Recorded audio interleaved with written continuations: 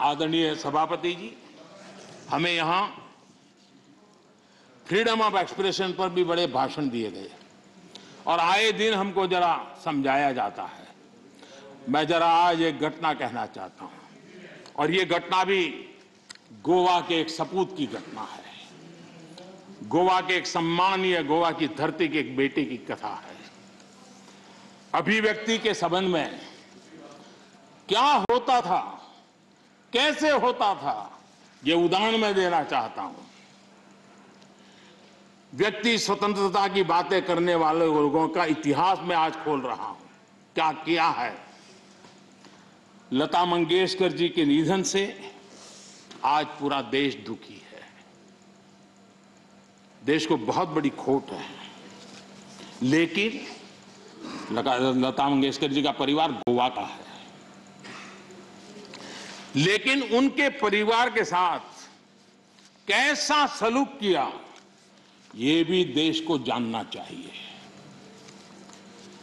लता मंगेशकर जी के छोटे भाई पंडित हृदयनाथ मंगेशकर जी, गोवा का गौरवपूर्ण संतान, गोवा की धरती का बेटा, उन्हें ऑल इंडिया रेडियो से निकाल दिया गया। वो ऑल इंडिया रेडियो में काम करते थे और उनका गुनाह क्या था? उनका गुनाह यह था तो उन्होंने वीर सावरकर की एक देशभक्ति से भरी कविता की ऑल इंडिया रेडियो पर प्रस्तुति दी थी। आप देखिए, हृदयनाथ जी ने एक इंटरव्यू में बताया, उनका इंटरव्यू अवेलेबल है। उन्होंने इंटरव्यू में कहा, जब वो सावरकर जी से मिले कि मैं आपका गीत करना चाहता हूं, तो सावरकर जी ने उनको कहा, क्या तुम जेल जाना चाहते हो क्या? मेरी कविता गाकर के जेल जाना चाहते हो क्या? तो हृदयनाथ जी ने उनकी देशभक्ति से भरी कविता उसे संगीतबद्ध किया। 8 दिन के अंदर उनको ऑल इंडिया रेडियो से निकाल दिया गया। ये आपका फ्रीडम ऑफ एक्सप्रेशन है। ये स्वतंत्रता की आपकी झूठ बातें देश के सामने आपने रखी है। कांग्रेसी सरकारों ने दौरान किस प्रकार जुल्म हुए, ये सिर्फ हृदयनाथ मंगेशकर जी गोवा के बेटे के साथ हुए ऐसे नहीं, इसकी सूची काफी लंबी है। मजरू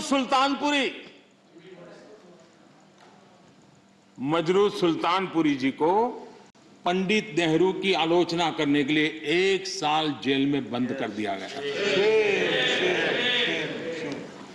नेहरू जी के रवैये की आलोचना करने के लिए प्रोफेसर धर्मपाल जी को जेल में डाल दिया गया था। प्रसिद्ध संगीतकार